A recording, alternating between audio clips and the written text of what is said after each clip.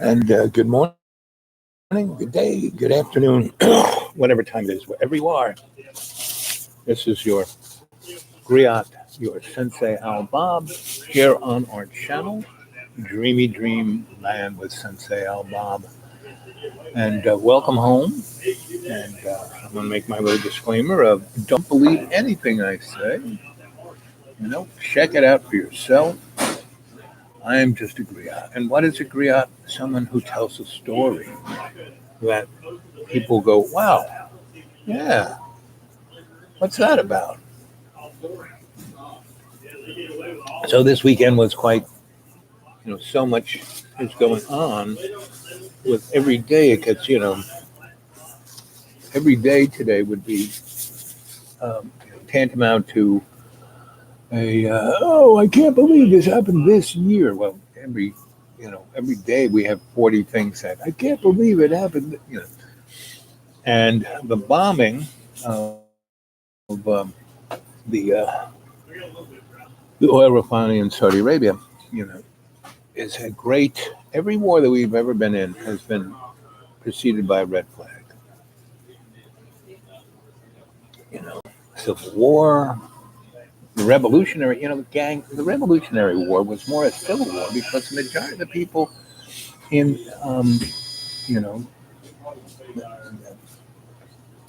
North America were English citizens. They were, they property of the king. And most of them didn't want to leave because, like most political structures, it gave the illusion of structure and stability and taking care of things that they didn't want to take care of. And they were pretty much, as long as they didn't mess with George, everything was all right. What's interesting is how virtually every president, every political leader on this planet since Longshanks, is of the reptile blood, right? It's quite interesting. So every time somebody like Nikola Tesla comes along, and between 1870 and 1930, he created technologies that we're not even using now. I mean, he created a vortex trans-dimensional super torsion fields, which is 0-point energy, and it's Star Trek basically. And the reason Gene Roddenberry made that TV show was because he wanted to tell the average TV viewer, hey kids, look between the lines, look at the big picture. This is what you should be having, This is the world we have, and it's already kind of here, but it's owned by the rich and powerful, and they're not even your rich and powerful. They're the people, the real people in power, you don't even know who they are. Go to David Icke. David Icke, his newest book, he's going on about, the spider's web, Hail Hydra, that, and the thing closest, the web closest to the center, people don't even know exists. And anybody, the Illuminati, Rothschilds, the Rockefellers, any of those guys are just poster children. And the greatest example of this is Mr. Facebook. Just look at that guy. He's not even human.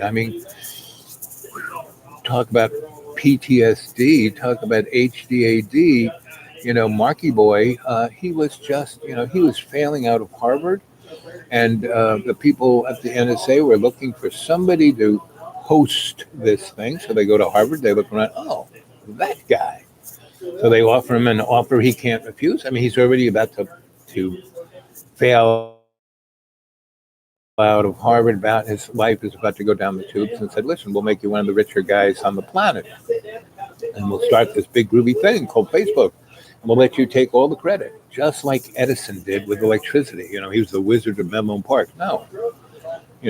Tesla did everything. He would go into state, again, gang, go back to the shows and look at the guided meditations, and each one of these shows is a shamanic ceremony energetically put up here on YouTube. And that's why it's popular, and that's why it's semi kind of you know um, hardened. I'm getting close to 400 cadre, getting there, and so anyway, so this little drone strike in Saudi Arabia, red flag, oh, don't worry, we got enough oil in our reserves where we won't run out. But just from the time that thing was said, hey, this happened, and the opening of the markets, the price of oil, went from almost $45 a barrel to $65. Went up almost 10% in less than 18 hours.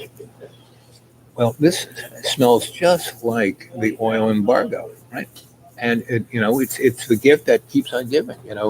Here is Bibi, who's he's indicted in Israel, and he's running for head of the government, and he it's like herding cats over there, and he can be indicted even as prime minister. It's not like being president here in America, and so what he needs is a good hot war. Donald Trump needs a good. See, Donald doesn't want to do anything that threatens his own well-being. That's why he didn't launch, oh, wow, shooting war in Iran. Maybe not, because if we go to war with Iran, it'll make look what we did in Iraq look like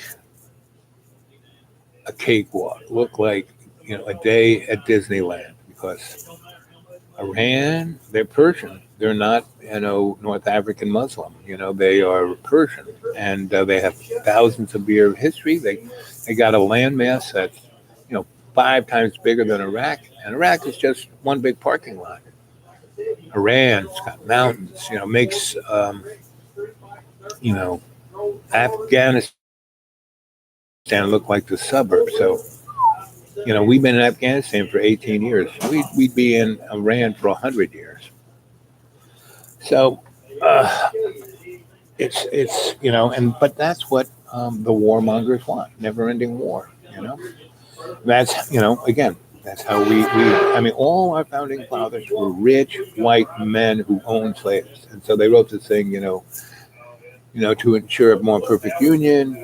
We the people, we the people were the rich white guys, not the women, not the slaves, not anybody else.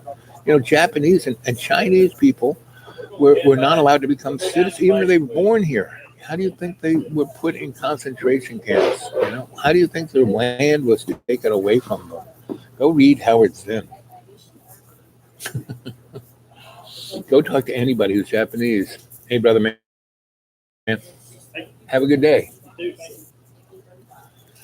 So, hey, Robinson. I'm always okay. I'm a little sore.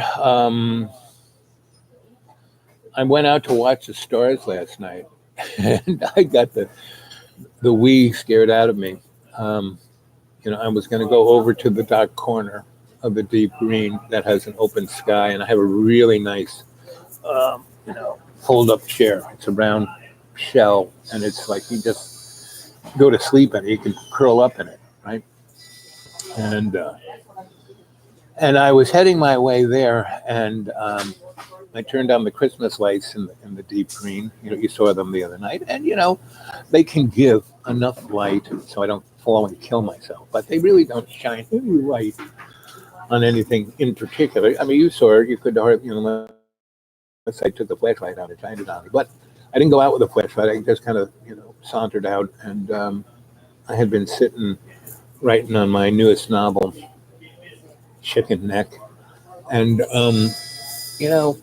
you guys at Amazon, just go to xratted.blogspot.com and look what I got up there. Now, that's like maybe a fifth of all the novels I've written. Right? I got a ton. I've been writing this stuff since, in 19, when was it?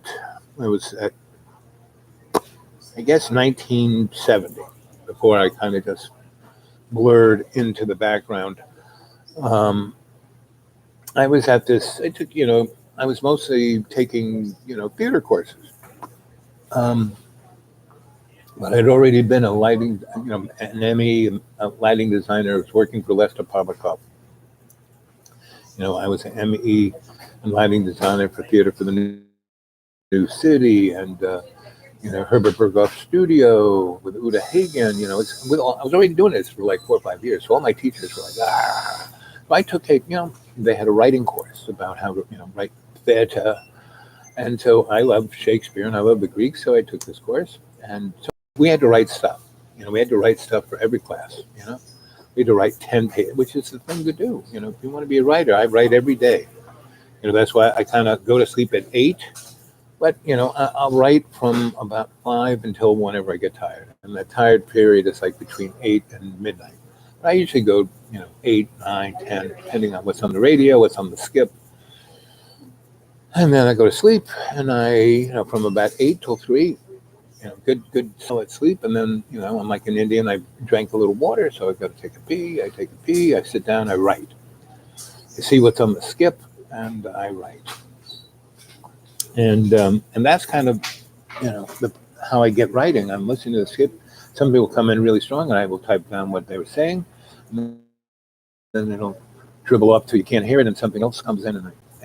So, that's where I was and what I was doing. And come on, guys, give me some of those thumbs up. Let's see you do it. You can do it. Somebody do it. Come on. Anyway, so and Mr. Google, you want to have a streaming platform? Hey, I could write for you to the point that Rod Serling would come back from the dead and pat me on the shoulder and say, "Good job, Al."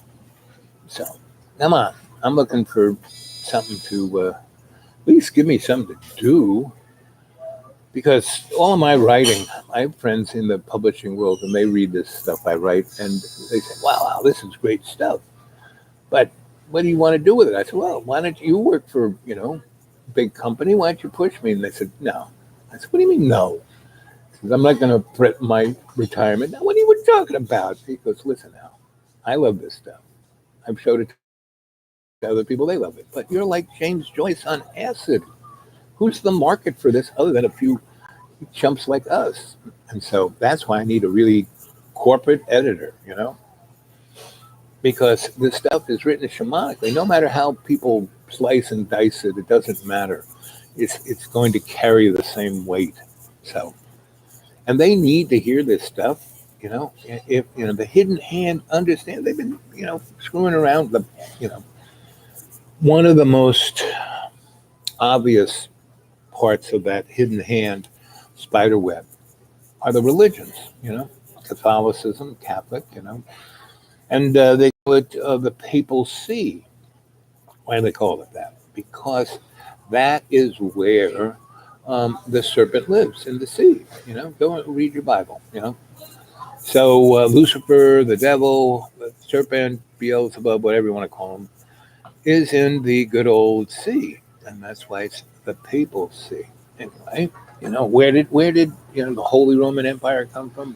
From pagan businessmen, and Rome's empire was going down the tubes. They needed to rebrand it, so they, instead of just having the biggest, baddest army and the biggest, baddest economy, they wanted to own your soul too, and that's where the Anglo-American rebranding. That's what Trump is about. That's what Brexit is about, and that is what all of the other nationalists, Hail Hydra, the Philippines, Brazil, France. Who else is doing it? You name it, they're doing it. And all the guys, who are in the Middle East, Saddam Hussein, the Shah of Iran, Colonel Gaddafi, the boys in Syria, even the kids in Iran all dance to the tune of the hidden hand, right?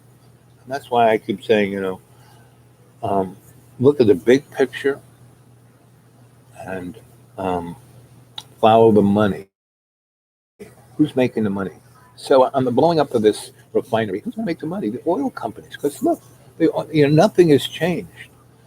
And I remember um, my dad used to take us on summer vacations and winter vacations. And the winter vacations, we'd head south. Summer vacations, we'd go to eastern Long Island or Connecticut or upstate New York, where my mom's family came from. And I remember one time we were going to go to D.C. Right? My sister wanted to go look at girls' college, Catholic girls' college there. So that was going to be one of our trips, and we got to go on the tour and see all the sites in D.C. We hadn't been there as a family, so and then we were going to go over to the place that's in Virginia that pretends it's like what it was in the 1800s. Anyway, um, and that was started by the Rockefellers. Um, it's where they have an amusement park now. Like, it's where the guys would wear the three pointed hats and make candles and stuff like that. Back to Eden. The hidden hand are, in fact, very like you and I, Bob. Yeah, in terms of enlightenment, except they choose to follow their own path, which is their ego. Lucifer was just like the others. Exactly. Well, he thought he was at the top, right? But he wasn't. Hey there. Haven't seen you in a while, research. Good to see you. Um, and that's what gave us what we have now because, love's co creation had made everything. And in the beginning, right? Everything was dark space. Everybody was in dark space, right? And so Lucifer was the top dog in that hegemony of heaven, and he thought he was in charge, but he wasn't, right? So um, then love's co-creation, and love's co-creation kind of wasn't around. It was doing other stuff, and so Lucifer could do whatever the heck he wanted to. And what happened was everything was in darkness. So basically, everything was in balance, give or take. And so Love's Co-Creation wanted to, change it up a little, wanted some entertainment. It was getting a little lonely. So it made um, our conscious free will. You know, everything else in the universe, it wasn't even in existence, but non-existence, went by the hegemony. They had a roadmap, a little book of instructions, and then Love's Co-Creation made us, free will consciousness, and we could do whatever the heck we wanted. And Love's Co-Creation was just having a grand old time with that, and then Lucifer got pissed off because he thought he was number one. He thought it was Love's Co-Creation's, most favorite one, and not really. So he got pissed. He got so pissed he exploded, and that was the Big Bang, right? And that ripped the hegemony apart, and that was the war in heaven. And that energetic of the Alpha and the Omega created our universe. Now, our universe isn't a linear thing. When in the Bible you say the Alpha and the Omega, meaning the beginning and the end is like that. It happened, it's over, it's done. But we were caught in the middle. Love's co-creation of free-willed consciousness was like caught in the middle. And so um, Love said, well, you know what? This universe being created, I'm just going to let that free will expand. And it all worked itself out. And that's what the yin yang, a little swirl, that's versus circle, that's the event horizon. I mean, the whole universe is within a dialectic of energetic event horizon created by Lucifer's ignition of incandescence, right? But that's not the real light of truth is not that incandescence. It is the photonic light of love's prana that gives us, existence. Mm. Mm, mm, mm. Mm, mm, mm, mm, mm. So,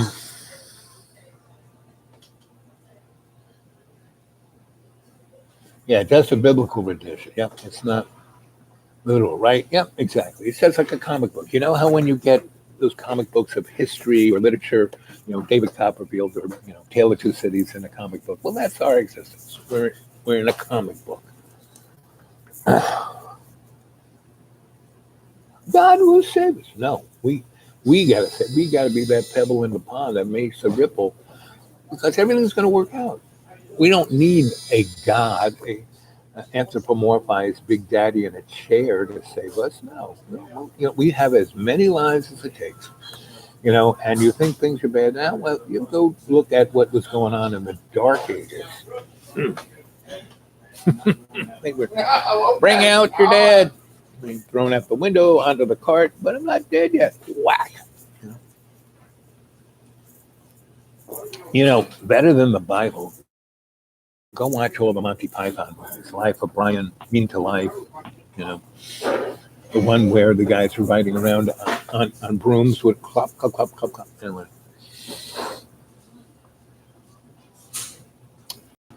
Well, everything, the real deal is about the only thing that is real for us anyway in this meat puppet avatar form is our memory, right? Those memories, right?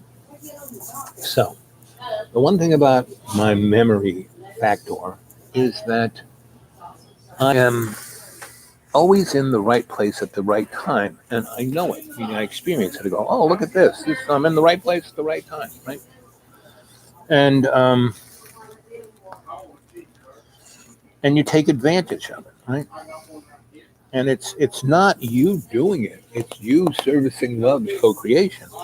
And I remember, these pictures I've shown you a number of times, are memories. That's why I took them, right? And they represent moments in time, right? You know, Alan Sarah there, being there at the right time to be that pebble. This was to help stop Shoreham. I was one. I didn't do all of this, but I was there when all these disheartened grandmas who had fought Wilco, for 16 years, but they were tired. They went to this thing called the Shadow Lions, and there were all these morons about this, that, and the other thing. All they wanted to do was to stop the Shoreham reactor because they knew it was going to kill everyone. So I looked around because that's what I wanted. I went and said, hey, where are you guys from? Oh, we're from Shoreham. I said, I live just down Municipal Highway from you. Really? I said, yeah, I want to stop this. You look like the ladies who will. I'm going to help you. I said, so who's well, Esther has a nice house and she has a great kitchen where we have meetings. Good. Here it is, Sunday. What day of this week coming in the next 4 days can we all meet at Esther's house? And I said, Esther, where you live? Oh, on the Sunrise Highway. I know exactly where you are. Okay. So we then, they had all these nice little sandwiches and, this poutine that one of the nun made. And she was like an Irish girl. And so Sister Kathy Boylan, she would stand up to anything. She stood up to the Contra in El Salvador, right? And I don't know if you remember when Jimmy Carter was president and the nuns got whacked. She was one of the nuns. She's a doctor, so she was off delivering a baby, and that's why she didn't get killed. And so all of these things I've experienced, right? And that's why I took pictures of them. I mean, yes, I was a photo guy. And here's the houses I used to build. I would go buy these things that were about to be burnt down. These were all homes from the Civil War and the Revolutionary time. And I just, why are we going to put a bulldozer through it? So why don't I take it off your land? okay, and I make a real foundation, place it on that, and then spank it up to be really nice. And if they were really falling down, I would take it apart and save all the wood and build a brand new house with that.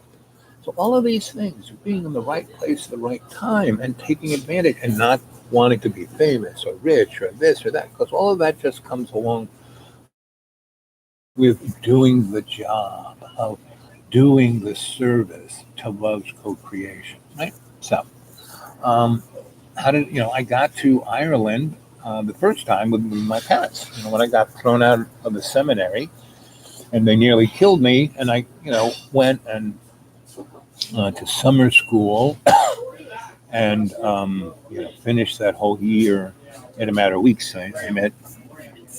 Take it away. Um, you know, what was her name? She had orange hair, red hair, and she was a real Colleen. And her dad was a doorman at one of the fancy apartment buildings on Park Avenue. What was her name? Forget. But she was definitely a Colleen. So anyway, I was 16. I finished that. My parents wanted to go to Ireland. They had about 3 weeks, so they said, we can't just leave you in the apartment by yourself, so we're going to take you to Ireland. So they got me a passport. We went to Ireland. It was like, whoa. And it was like super damp, super, super, super damp. So my wheeze came back. And my mom, my go-to medicine was Benylin, right? So in Ireland, Benylin is half codeine. Not in America, but in there. And you can buy it at the corner store. I'll take 4 or 5 bottles of Benylin. Okay. So my mom bought a whole bunch, and she just handed it to me. She didn't read the label, and I said, whoa. Look.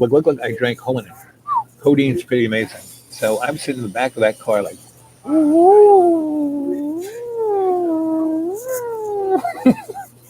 having a good old time. And my parents went, they were all over the place. My dad said, we got to be here. We got to see that, the biggest bowl of twine in Limerick, But what they did do was they, spent, a week or so in Dublin. And my mom's real connected to the Catholic Church. That's how I got into a seminary. And through my godfather. And so... they hung out with the bishop in Dublin, and he was going to go see the Pope and say, hey, you want to come along? You can have a private thing with, I put in the good word. And so my parents said, listen, we're going to Rome, and we want you to stay here in Dublin. And, we paid for your room for a week and a half. My dad gave me 600 English pounds, which was like $2,000 in Irish money, and he didn't quite realize that. And he said, "You can eat here. You're not. And they moved me from the room they had downstairs to where the help was, and I got a nice. It was a nice room. But it was in the basement, and I didn't have to come to the lobby. I could come through the delivery thing. So every time in Ireland, when you left, you had to give them your passport. And that's how you could get your key back, right? When you showed up, you had to give them the passport. They give you the key. You go up there. When you left to go full round, they give you the passport. But me living downstairs, and they had other people who were working at that place, and basically most of the waitresses and barmaids, because they work real late, and most of them didn't come from Dublin. They came from way out there, and they were really cute and pretty and innocent and sweet. Not so innocent. There isn't such a thing as an innocent Irish lass. They're pretty sharp. And so, anyway, so there I was, and I had unlimited. So one of these guys came in. He says, "I just looked you up on the thing. You got, let's have a party." So, I said, I called for room service and said, send a bottle of this and a bottle of that, and, a roast beef and a this. And they actually had kind of a big, I wouldn't want to call it a dining room, but a hangout room. Every night we had wild parties, and the management didn't care. I was spending money. They didn't care that their staff on their own time was getting whacked. Anyway, so that was like the first, second night. And then that kind of got boring. So we started hitting the pubs after these guys got out of work at around 11. And that's when I saw Dublin. Wow, this is a fun town. And the music and the girls, if I was 16, they were like 19. And they liked deflowering, um, the chump from New York, And it was really great because I went through the deflowering a lot of times in that short little week and a half that my parents were, hanging with the Pope. So that was my first time in Dublin. So and I had a really good friend. I made some really good friends in Dublin, right? So finished high school. I'm involved in the art scene in New York. Blah blah blah blah blah. 4 or 5 years go by, and I'm first at Juilliard, and Marion Tulin, who ran the Vivian Beaumont Theater, she just got the head thing of running Hofstra Theater School, and so I knew who she was, but I hadn't met her. And somebody said, "Listen, now, you know, your time here at Juilliard is up, but we want you to go see this woman, Marion Tulin, because she's interested in it." I said, "Oh, okay."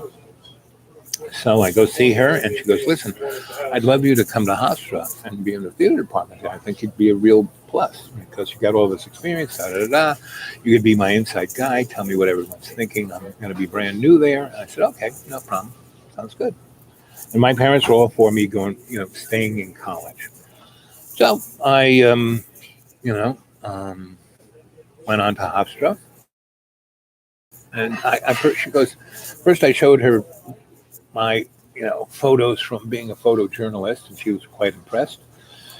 And then she goes, "So normally you got to do show me something theatrical." So I did a part of a bald soprano from UNESCO, and a part where this English couple come to a dinner party, and they're so whacked they don't realize that they're married to each other. And they go, "Oh, who are you? Where you live? Blah blah blah blah blah." And after they go through this whole little set, they go, "You're my wife." So I do that, and what I did, I said, "You got a lipstick?"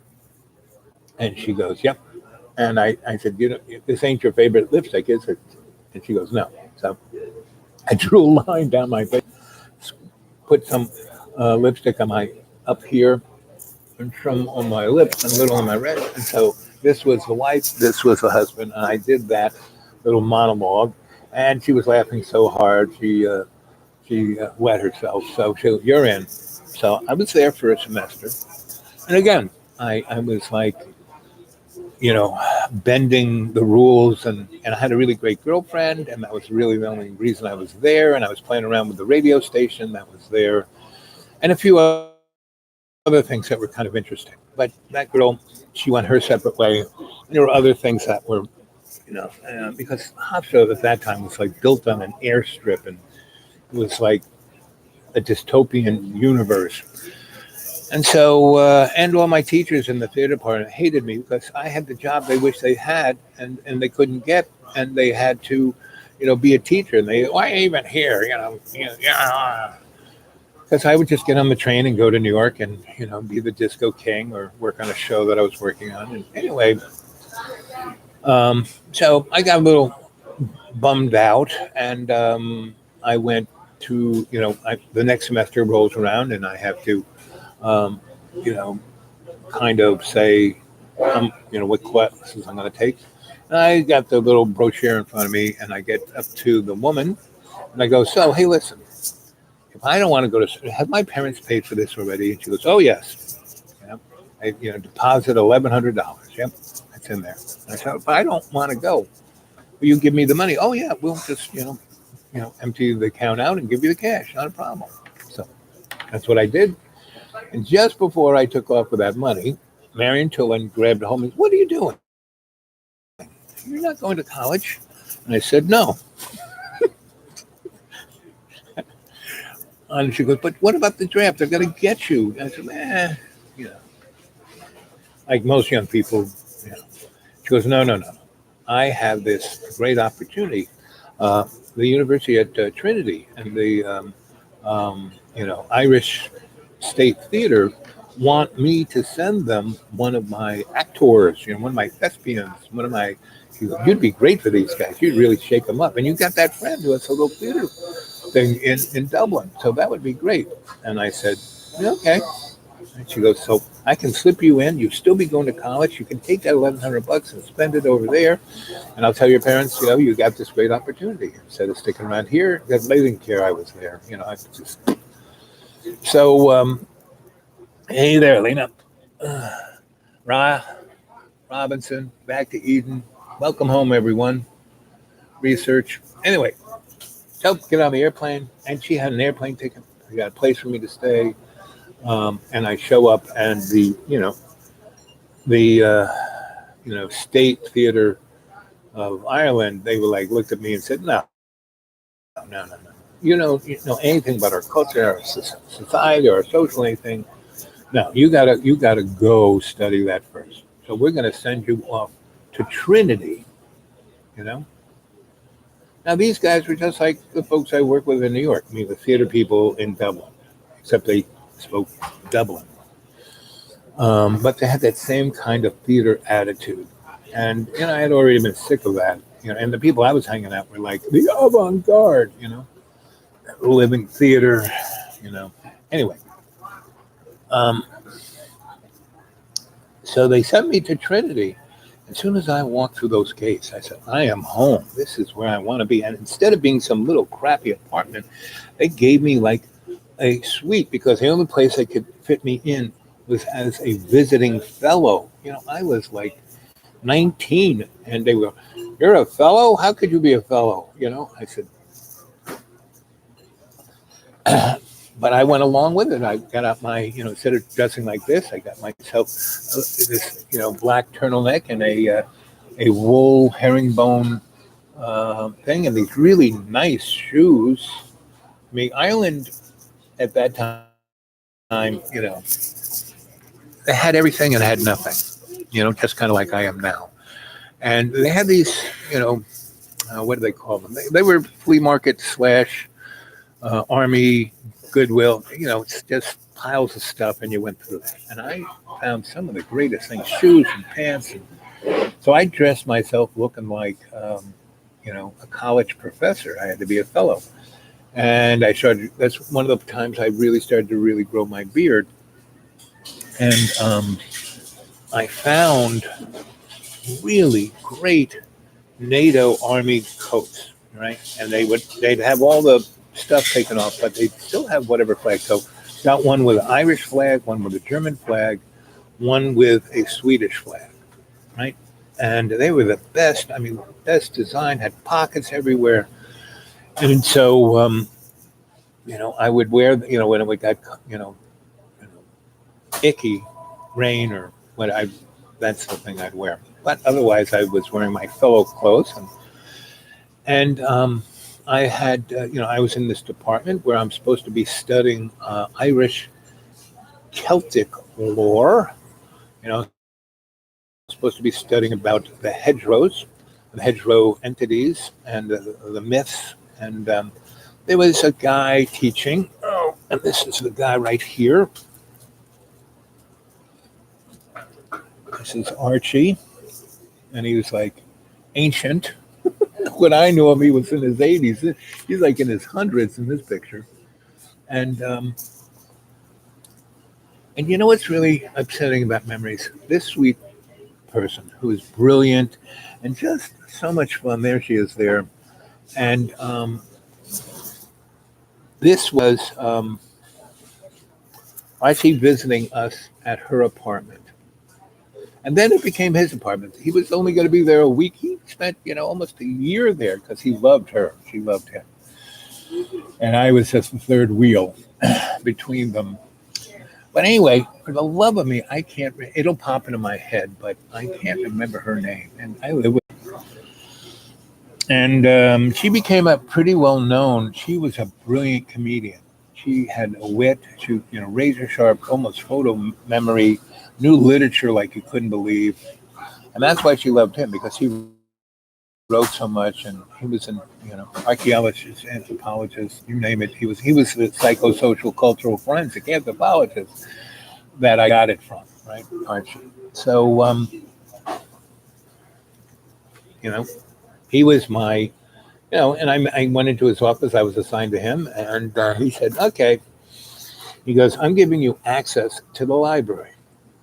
And I said, "Oh, well," I said, "No, this library, nobody gets access. Meaning, you go in there, you have to know what book you want, and you have to write it out on a. They have this little form, and you write it out on the form, and you tell them which carol, which shelf, which book, and it's not my library number. No, it's where people keep putting it back. It's like tradition. That's why they have a librarian, because the librarian brings you the knowledge, right? Just like the Akashic record, and that's what this place was. And it was, one of the depositories of the Library of Alexandria. Because as soon as Nero started burning the parchments from the library to heat his water for his bath, that's when they started moving the the library out of town. All the important stuff, and it's scattered all over the place. And it was scattered all over the place already. It wasn't just in Alexandria. Because every new neck of the woods he would conquer, he would leave in Alexandria, right? So that was Dublin to the max. That was like Dublin was Atlantis. Dublin was, and and that library is where I met the old crone. I was looking at this book, and Archie had, he had his own research carrel. I just had, a little cubby next to his, that was about this wide, and a little desk, and had shelves here, and I could keep things in the drawer. And I had my one light. I felt like Bob Cratchit, but Archie was not Scrooge. So, and I was there. That was 1971, and so that was a really great time to be there, and.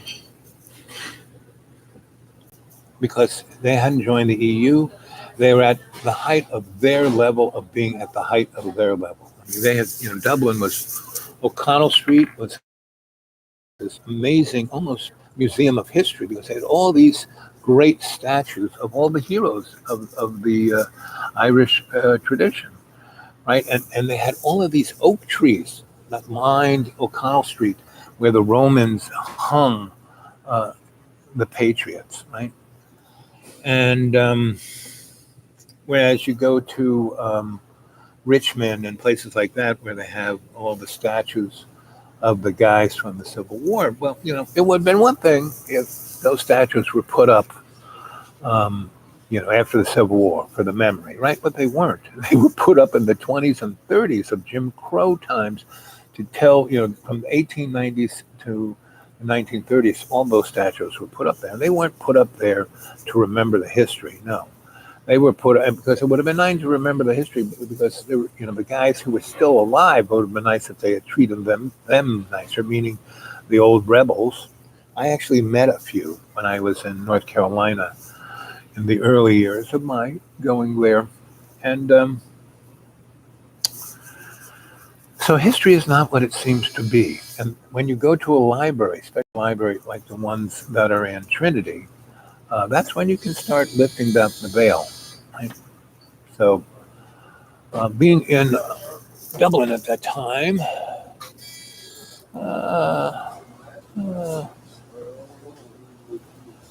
so it was great having Archie. So once I started, digging into books and not, asking him to teach me stuff, but just go, I would write it down, I had a ton of these things. One time he came and visited he had his own little suite in the library. I had this little box. He came over, and I had a ton of these things because I found a place that sold them for 20 cents. And everything I saw, I wrote down. He started looking at it. Can you read this stuff? I go, not really, but it's your handwriting. I know. I said, I have to get my mother to translate it for me. Anyway, so he started seeing where I was going with my research. And so that's when he took me to this pub. You came out of the gates of Trinity, and It's right on O'Connell Street. It's like right there, but it's not on O'Connell Street. There's a street that kind of comes from Old Dublin, from up the hill, where the rich people had their homes and businesses. And in Ireland, um, they had a tax on everything. So you knew how wealthy somebody was if they had a glass window, because they actually taxed you every year for the glass in that window, because that had come over from England. And so, um, so you came out the gates. Connell Street was over here. This other street that kind of went around in a circle, and there were some really nice stores on one side, and then this other was went off in like a spoke of a wheel into little neighborhoods where people had really nice houses, right? And the higher you went up the hill, the richer you were. And the higher you went up there, the fields that were the farms that were pretty close to Dublin were parks for the rich, right? So, but um, so Connell Street's this way, the rich people are over here. But if you took a hard right turn, it went kind of over to where the river was, and that's where you kept going further down. That's where the fishing boats and the barges were, and the kind of semi-industrial neck of the woods, and there were a ton of pubs. And then off that way, going back into the city, again, was this other kind of wheelie thing, and spokes this way were tenement kind of housing, workers' houses, and this side was the stores for them. Not as nice as that way, but yeah.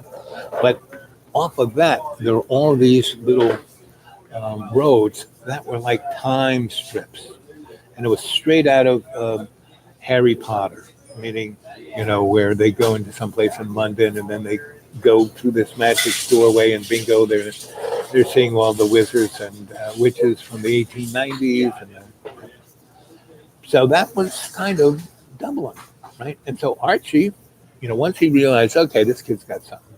He's actually listening to me. He's actually then thinking about it. He's actually writing. He's actually ferreting the information out in the books himself. He's not waiting for me.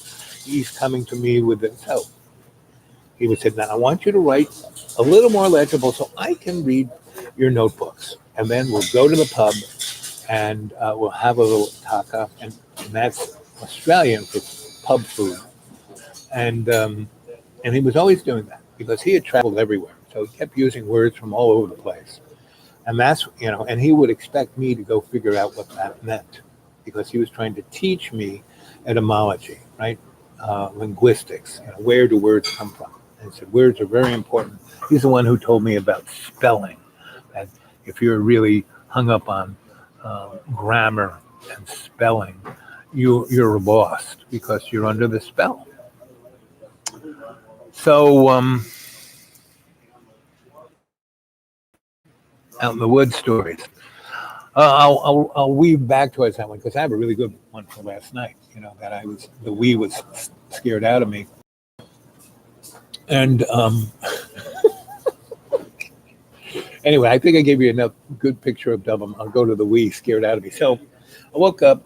I hadn't gone to bed yet, and when you're writing, you have to start, and then I get into a jag where I'm writing, and hey, that's pretty good stuff. But if you're not saving it all the time, if you're just like get lost in the jag, you hit the wrong button and it goes, right? So it had to do that. I had to reboot my computer, do all this crap for about 20, 30 minutes, and I barely got all the loose threads tangentially put together, and then I had to save it and then put it again and again and again. So I saved it at 4 different things. So no matter how it got lost in the woods of my laptop, I could still curl it out. And that's when I said, okay, that's enough. Because I used to be at a university, and I used to write these things where they paid me to write this stuff, and I'd be writing away. And this school was so, it was UNCA. Its power grid, it would crash 3 or 4 times a day. So you'd be working right, bang, the computer, everything in the school would die. So if you hadn't been saving like every minute, you lost, and I would get in these gags, and And a couple of times I just wanted to throw the whole computer, and everybody else did too. So I got religious about saving. And so that's the computer. So, but what happened outside Canada, I would have to rewrite that stuff over again. But it was still up in this computer, this hard drive. So when I found that every time that would happen and I would have to rewrite it, I would go, this is better than the thing I started out with. And that's one of the problems with most writers. They think their stuff should never be touched. I could use a really good editor. Anyway, that isn't stuck in spelling and grammar and understands what I'm doing with my misuse of spelling and grammar, because everything's a metaphor to me. Anyway, so that happened to me last night. I kind of got everything on the same page and said, okay, tomorrow I'll start at the top and start re-editing everything. And that's when I said, hey, what time? Oh, it's at 12. By this time, the moon had already gone on the other side of the hill, so the stars should be coming out. Okay, I'll go go to my star-sitting seat. So, hit the magic buttons, the Christmas lights when the batteries went on, and I, opened up, went down, started to walk over to my magic seat. And so, yes, I'm in the deep green, and I've cut these like little slithers out where I was going to build a house, and I was going to do this, and I was going to do that. But so the clearness is the way, but it's all kind of grown in, and I've let it grow in, not to become back as the forest, but to give privacy through those little where my tarps and hammocks and stuff. Anyway, so it's like walking down a hallway in the middle of the thing where it's like the grass, so there's no trees, no bushes, nothing to stumble on. The drainage is really good. I did this 20 years ago, and I put in French drains and covered it up in crushed run and then bluestone on top of that, and then put down grass seed. And so grass has grown up over the stone. So it has amazing drainage, because when it does rain there, it can rain pretty hard, like 4 or 5 inches in an hour, right? So I got it. So as soon as it stops raining, it's dry. There is no puddles. There is nothing. So, and it's nice, and there's not lumpy. It's not, I'm walking up the hill, but it's like, the deep forest is like, 4 feet over there and about 6 feet over there, and the hallway is maybe 12 feet wide, and it's like lawn mowed, golf course grass, with really good drainage. And I'm walking up the hill, and all of a sudden, and I got Christmas lights on one side of this, and this branch, which is pretty high up, kind of moves out of the deep green and brushes my side. Right? Then there's a whole bunch of rustling sound in the woods, and it's like not a raccoon, because raccoon is like down on the ground. This thing is like right here at my head level. So that's either a gigantic bear, not like my friendly bears that come and visit, that come at a certain time during the day. At the end of the day, they kind of go over where the waterfall, the stream is, and just kind of walk through it a little bit, get a little wet. And there's this really beautiful piece of moss that they like to lie down and nap on. And so, I've, been, they're only like 100 yards over there.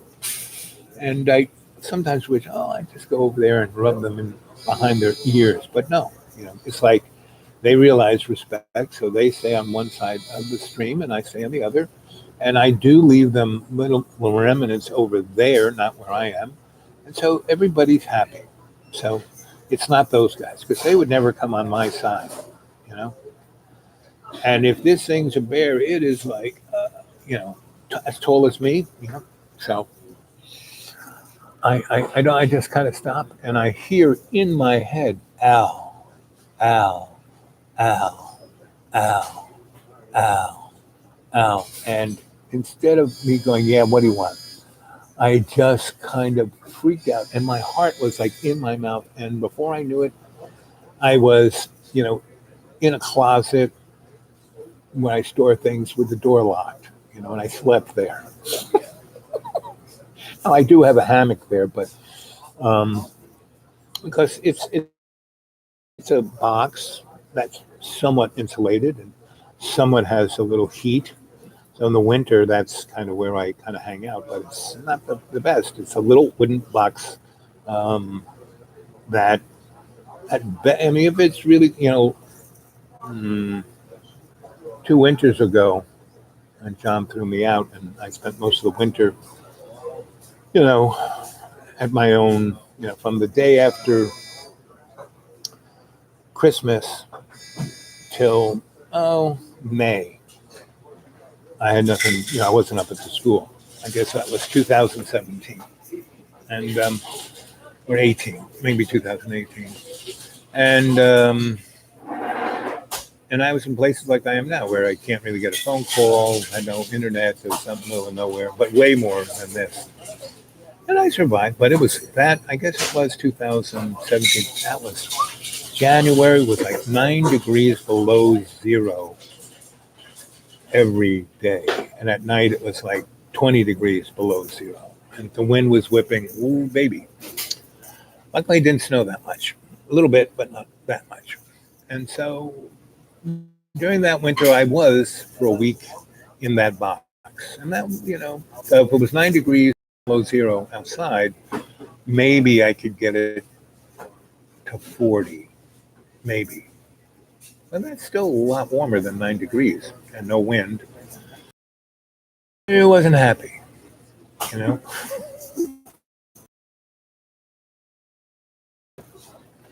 At this winter.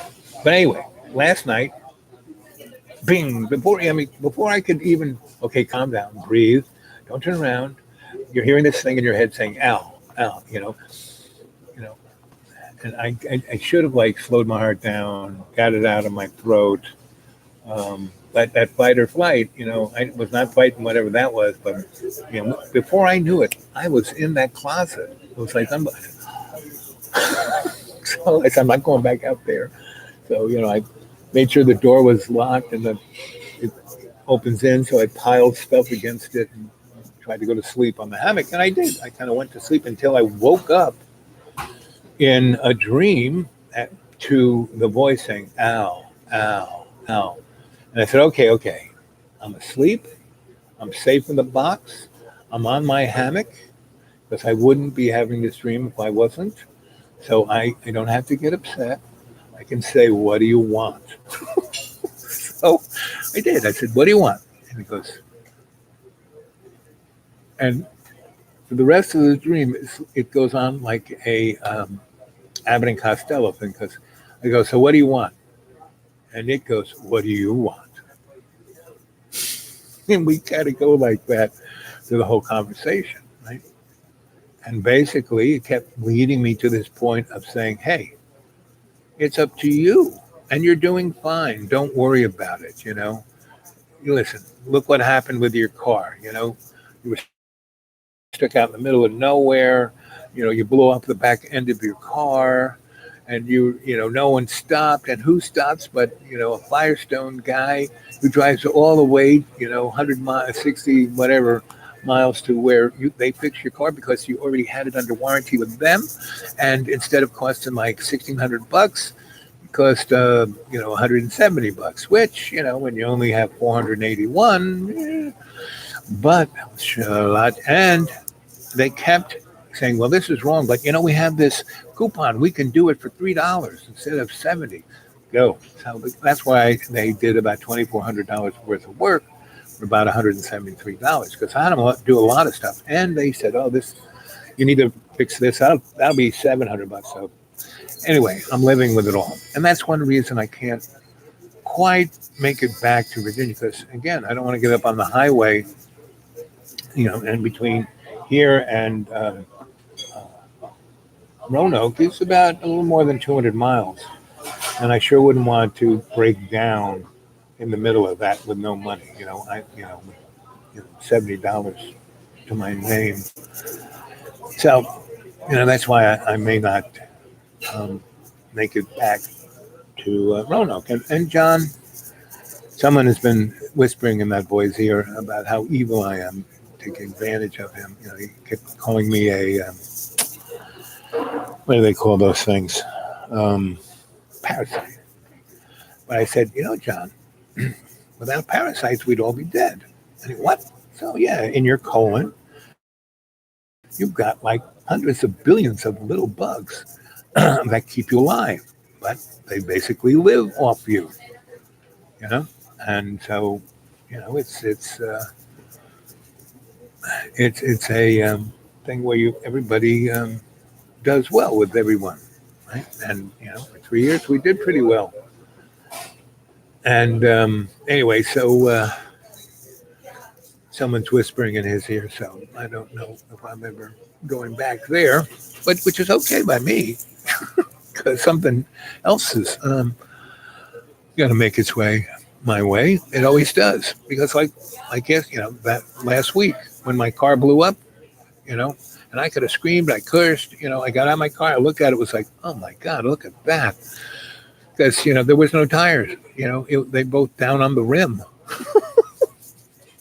And that little thing that the tire is in, it's all blown out. It was like a mess. And these guys, $174, rebuilt everything, put 2 new tires on, fixed a whole bunch of other stuff in the car. Really, because what did I do? I said, okay, obviously this is because there was, I ran over something in the road that destroyed because my tires, yes, they needed to be replaced, but they didn't fail like that. And the other tire that was losing air, he said something shrapnel-y kind of has put a hole in this, car. So that's why we're going to tow you back. I'll put the spare on this so I can roll it up on the wrecker, and then we'll take off. Anyway, so that's kind of what happened. So if I had been upset, if I had been cursing, if I had been, throwing, breaking windows, and I've seen, a lot of people get that angry where they break things. They throw through things through windows, or smash guitars, or break lamps, or and I'll go on and on and on because they have the money to replace them. It's no big deal. I can't do any of that, right? So I use that energetics to my most positive outcome, and that is I put it in positive prayer. Again, I keep saying this. Good thoughts, good words, good actions, good deeds, good outcomes. Right? So, man, I had the best outcome. Because and this guy was 100 miles from where he was supposed to, from where their shop was. What the heck was he doing? There were loads of other records. What was he doing there? And that he went by me at just the right time, meaning my tires got, blown out.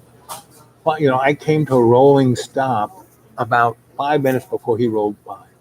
He could have rolled by 5 minutes before this happened, or 5 hours later. No, 5 minutes. I got out, looked at it, and said, "Whoa!" I was leaning against the car. You could, driving up from behind, you see that the car was on its rims. And as this thing came at me, I said, "Oh, look, it's a record." So I wasn't like, "Ah!" I was like, "Hey!" And he kind of pulled up behind, and I saw it was from the guys who put the tires on last time, and I got the $8 insurance thing. And I go, this was taken out by road hazard. And he looked at it. He goes, yeah, it looks like this is like the, and he took a couple of pictures with his smartphone, and, he put my phone number in there. And on my smartphone didn't work because I have the hood one. He has the super duper, he's like plugged into their database. Oh, yeah, you're covered. So it just put you on. And not only that, this ride, but it's under 60 miles, which it wasn't. It's covered too. So he didn't start the mileage until he knew that we were 60 miles close.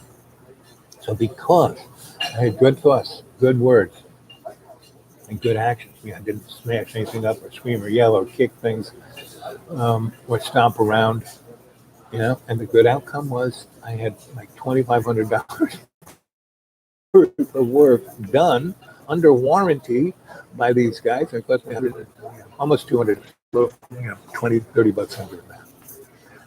So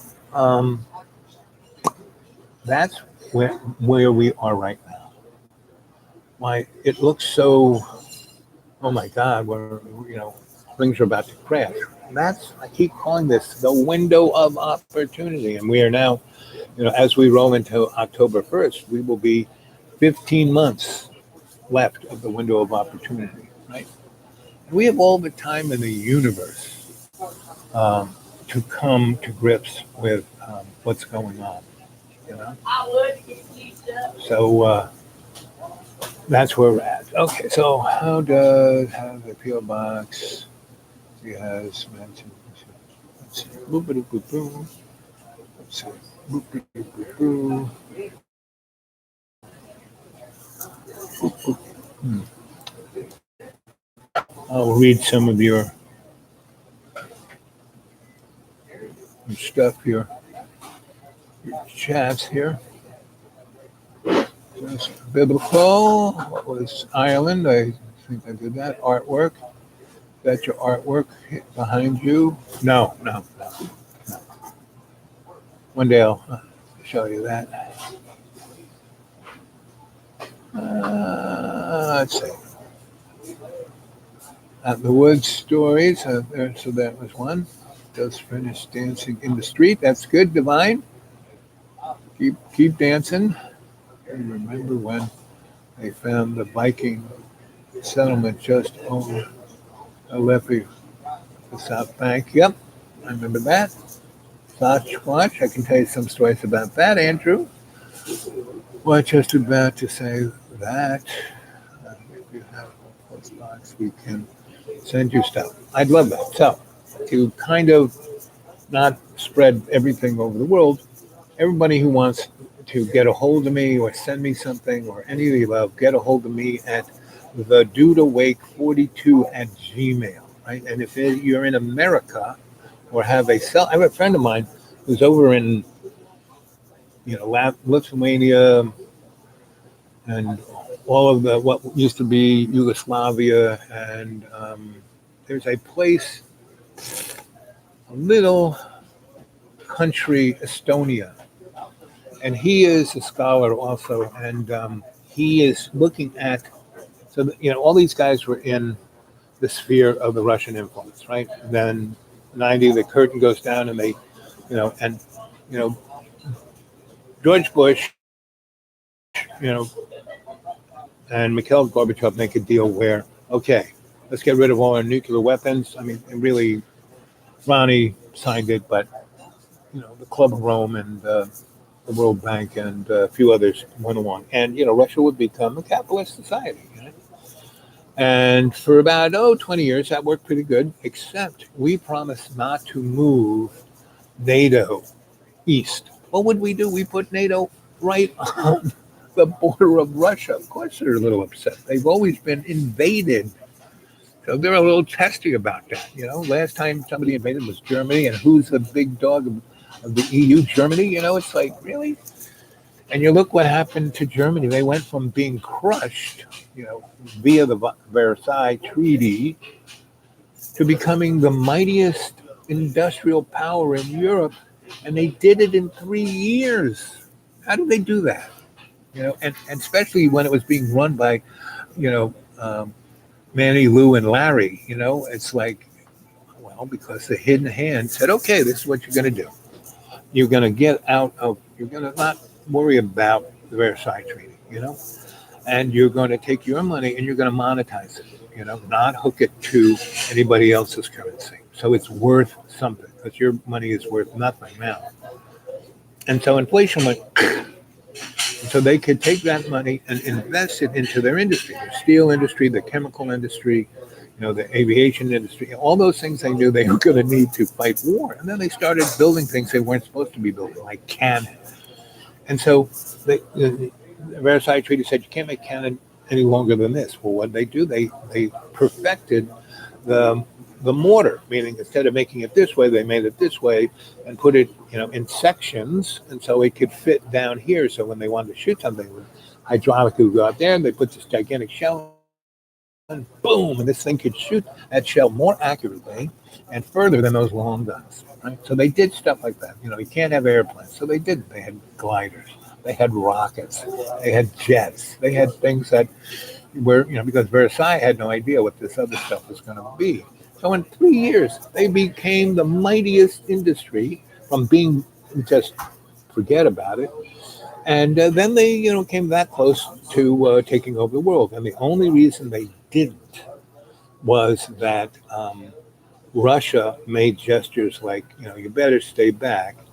And then Germany invaded while they had a two front war, three front if you count North Africa, and they killed 60 million Russians. Right? So Russia has been a little testy. So what do? We put NATO right on their border, the Germans right on their border with nuclear weapons, right? So that's why Putin, who was old school imperialist of Russia, wanted to make Russia great again. Is doing what he's doing. So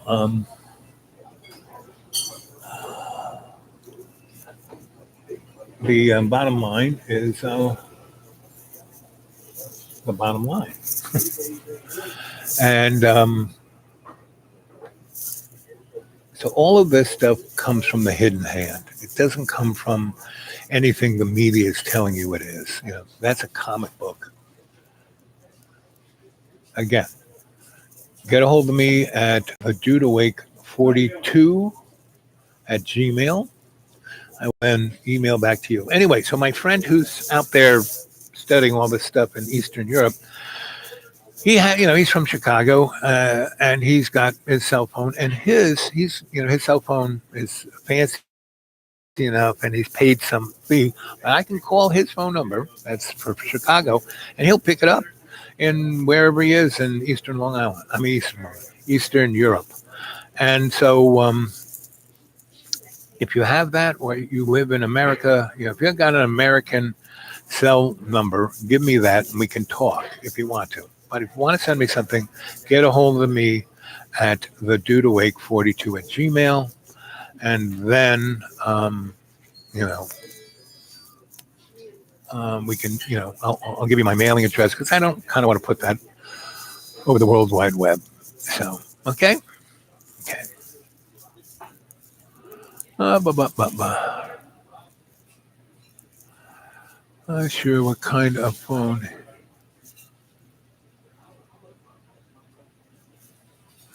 Yeah, really, my phone is. I have like hood phone. It's not Verizon. It's not Sprint. It's not any of the ones that kind of. And see, I'm out in the woods. Even the best of the best around here just kind of work. And mine doesn't work at all. I have to go 20 miles to make a phone call. So anyway, so yes, we'll again, just get a hold of me at the dude awake 42 at Gmail, and there I am. Okay, so do that today, and I'll get back to you. Ba, ba, ba, ba. Yes, but I don't like giving my PO boxes over the. I don't even like tell people what state I'm in. But I'm not in that state, but I'm close to that PO box. See, because these are places where I've had places, and I've kept those PO boxes. Yep. When you smile, the universe smiles back at you. Yep. Master. Yep. Exactly. Who is that little Indian guy who has quite the following, and he's got little ashrams all around the world? Moji, is that his name? He's I like him. And Master Guru, I like him too. The power of positive attraction definitely is.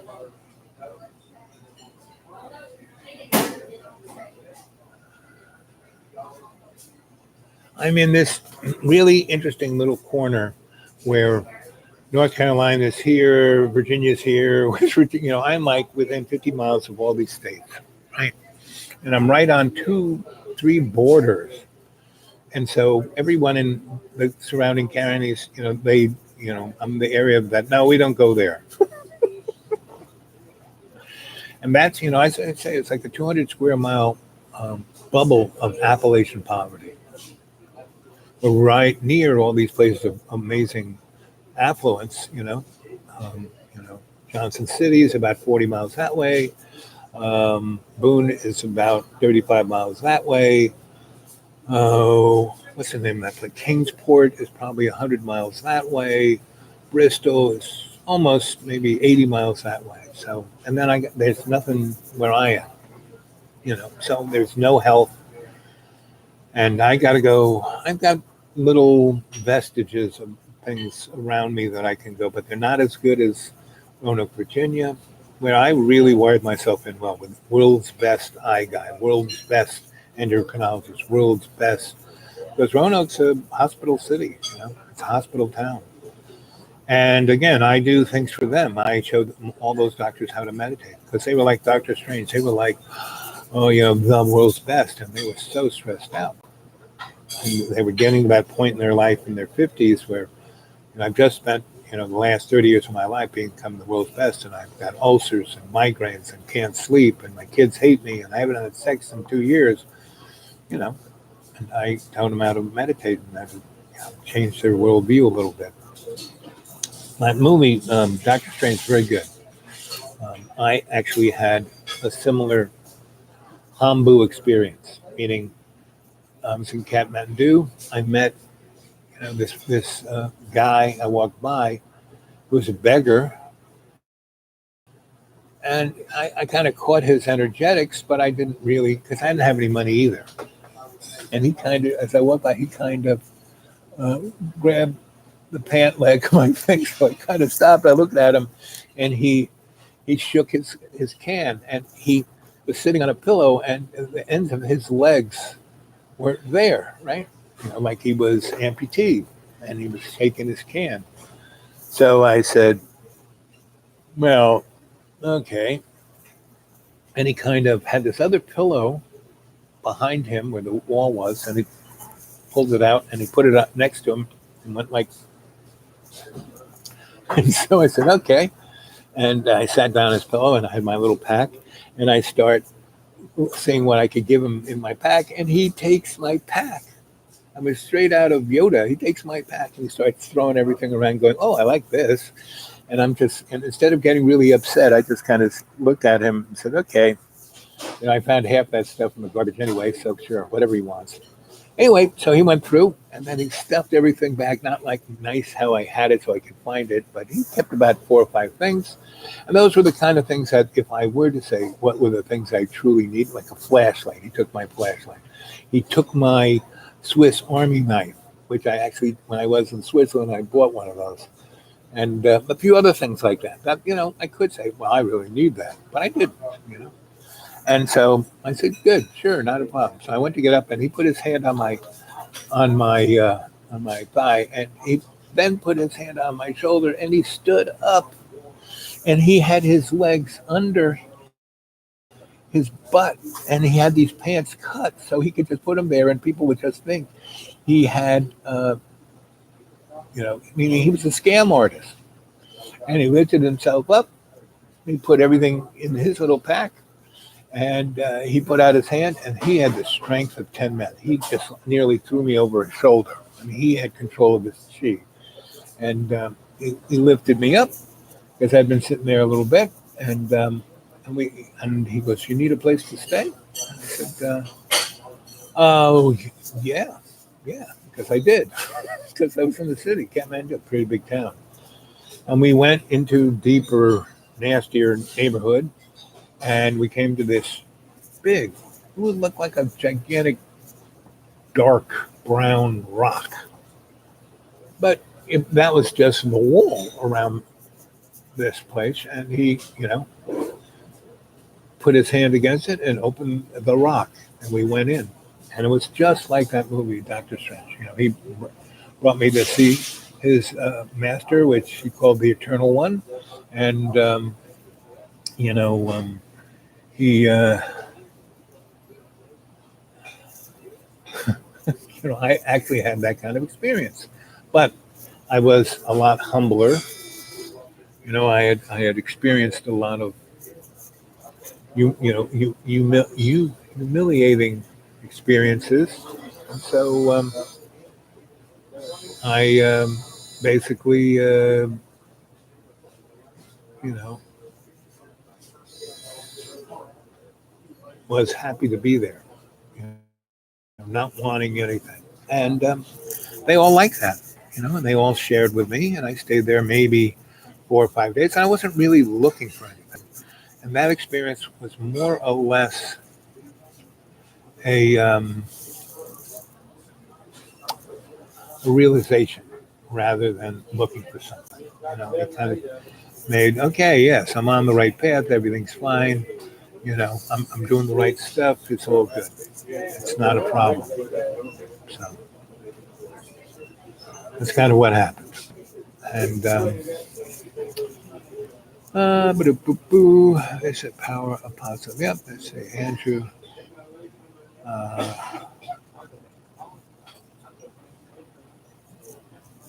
what's OHP mean?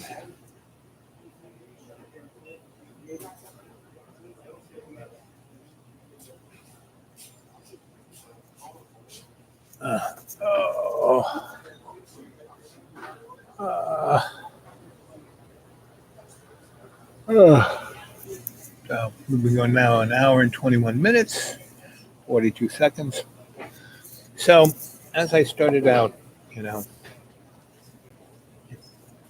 remember to follow the money and look at the bigger picture and to realize we're always in a civil war, you know. All of these wars are civil wars, and they're not too civil because they're always killing women and children and old people and sick people, not the rich people.